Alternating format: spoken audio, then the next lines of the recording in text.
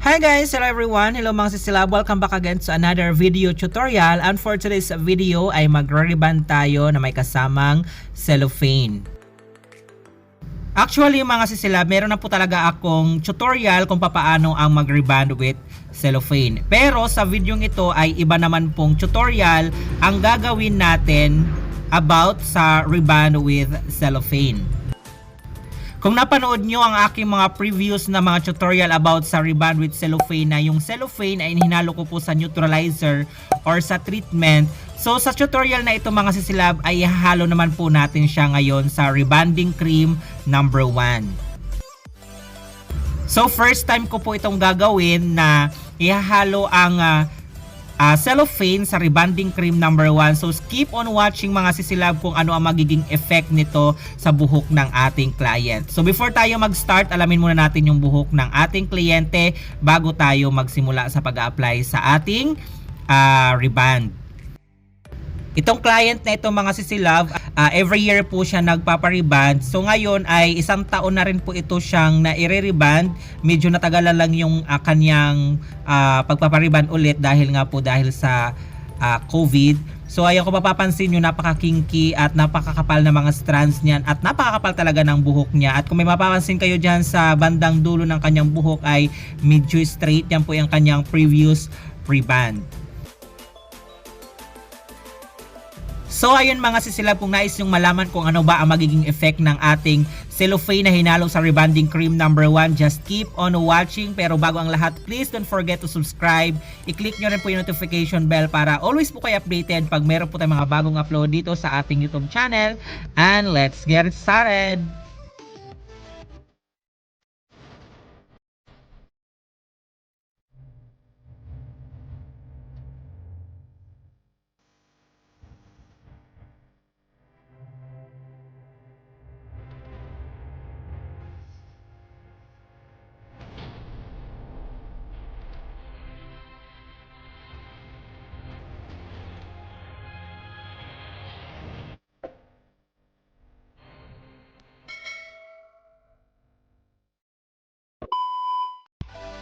Alright mga sisilab, so ito po yung gagamitin natin na cellophane. Ito po ay EPSA Liquid Cellophane. Ayan po yung kanyang hitsura. So ang gagawin po natin ngayon ay instead na ihalo natin siya sa rebanding cream number 2 or sa neutralizer, ngayon po ay susubukan natin siyang ihalo sa rebanding cream number 1.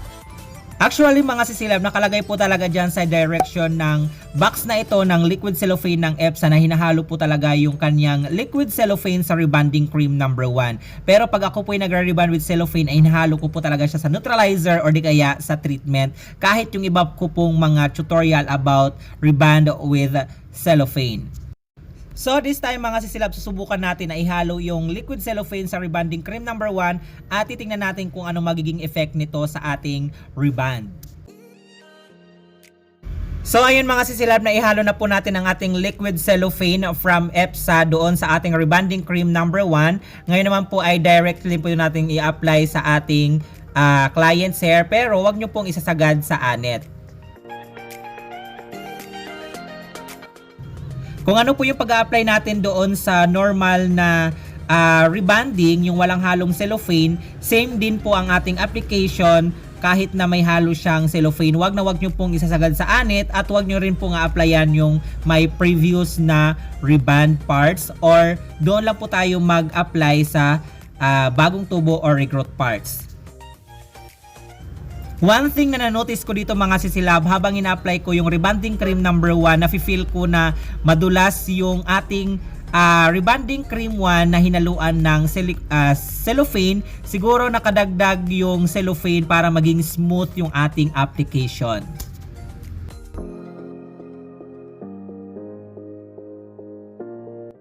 At napansin ko rin na medyo nabawasan yung masangsang na amoy ng ating rebanding cream 1 nung hinalo natin yung ating liquid cellophane sa ating rebanding cream number 1. So pagkatapos natin dito mag-apply mga sisilab, ganon din po yung ating oras ng pagbababad, kung ano po yung babad natin doon sa walang halong liquid cellophane. Same din po ang ating pagbabad. Syempre kailangan din natin mag hair strands para makita natin or malaman natin kung nagre-react na po ba yung buhok ng ating client mula doon sa in-apply natin na rebonding cream number 1. At siya nga po pala mga sisilab, wag po kayo mag-alala dahil hindi naman po harmful yung liquid cellophane na hinalo natin sa rebonding cream 1 dahil yan po ay isang uri din ng treatment. Ang liquid cellophane na ito mga sisilab is to add color pigmentation sa buhok ng ating client and to add extra shine. At habang nakababad yung ating rebonding cream 1 na may halong liquid cellophane mga silab, napansin ko na nagkakaroon po ng color pigmentation or may kumapit na kulay doon sa buhok ng ating client.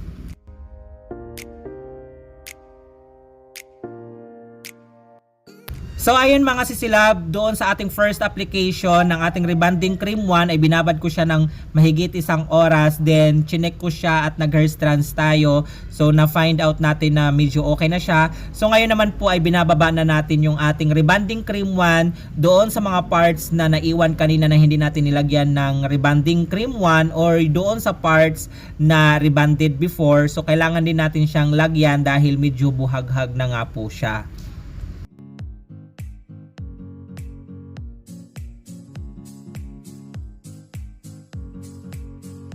Then after ko dito mag-reapply ng rebonding cream 1 mga sisilab, binabad ko lang ulit siya ng another 20 minutes. So all in all ay naibabad ko siya ng 1 hour and 30 minutes I think.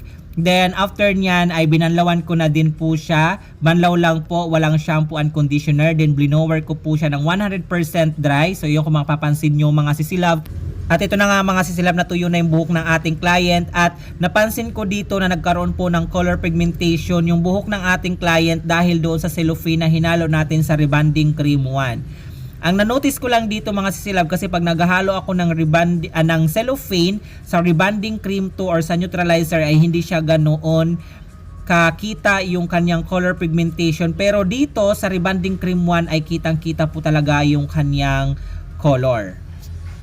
Then after natin mapatuyo yung buhok ng ating client, syempre i-hair iron natin siya ng bonggang-bongga, yung tipong straight na straight yung buhok ng ating client. At ito din po ang nanotice ko mga sisilab, ang kintab niya habang siya ay pinaplansya ko at ang dulas niyang plansyahin.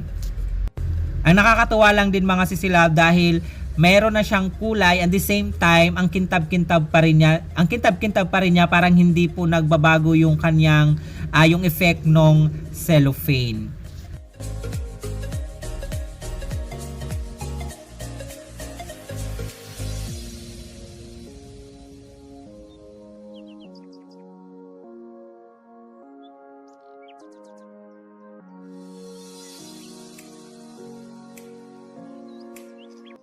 Then after natin dito mag hair iron mga sisilab ay inenext na po natin ang ating neutralizer. So neutralizer na lang po ang i-apply natin since yung ating liquid cellophane ay naihalo na sa ating rebonding cream number 1.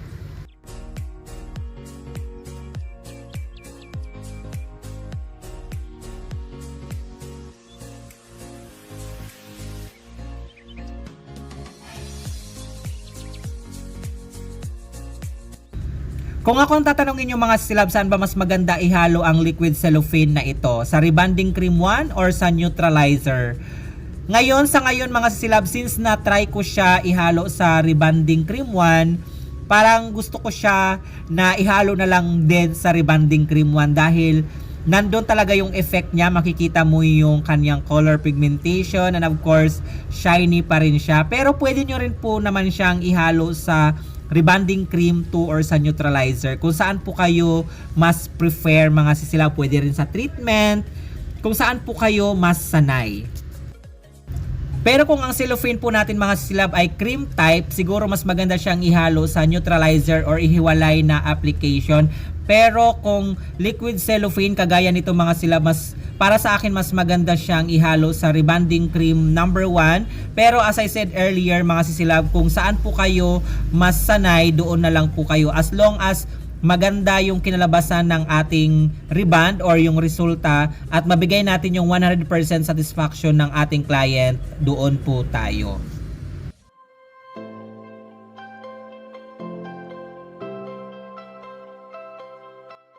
So this time mga kasilab, nag-apply na po tayo ng ating neutralizer. Then after nito ay bababad po natin ng 30 minutes. Then afterwards, babalawan po natin at huwag kalimutan maglagay ng treatment. Then papatuyuin natin.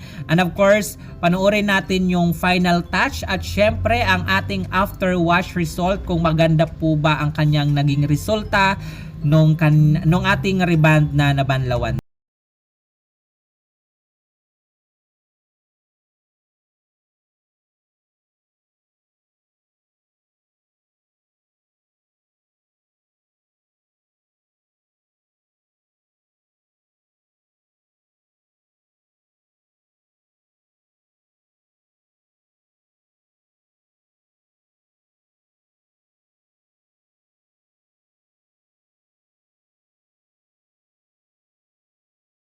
Natin ma-applyan ng rebonding cream 2 or neutralizer na banlawan and of course malagyan ng treatment. Ngayon naman po mga silap ay binublower na po natin siya ng 100% dry. As you can see, may color pigmentation po talaga yung buhok ng ating client, which is maganda po pala talaga siya na hinahalo yung liquid cellophane sa rebonding cream 1 dahil lumalabas yung kanyang color ng cellophane. And by the way, yung nilagay ko dito na color niya mga silab is a red brown. As you can see, meron po talagang kulay na lumabas sa buhok ng ating client. Kasi minsan napapansin ko pag sa neutralizer natin nilalagay yung ating cellophane ay medyo hindi siya ganun ka-visible yung color ng cellophane. Though shiny siya pero yung color niya ay hindi masyadong kita. Syempre, pag ang buhok ng ating client is meron siyang dating kulay or may base color, then pinatungan natin ng cellophane and of course, lilitaw po talaga yung kulay ng cellophane kahit nasa neutralizer natin siyang hinahalo. Pero para sa akin mga silab, mas maganda po talaga siya na hinahalo sa rebonding cream number 1.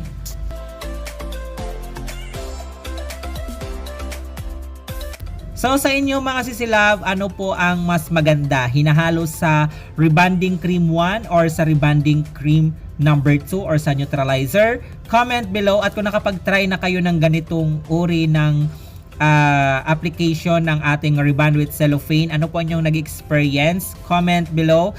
And kung nagustuhan nyo naman po ang video ito, please give this a thumbs up. And of course, don't forget to subscribe to our YouTube channel.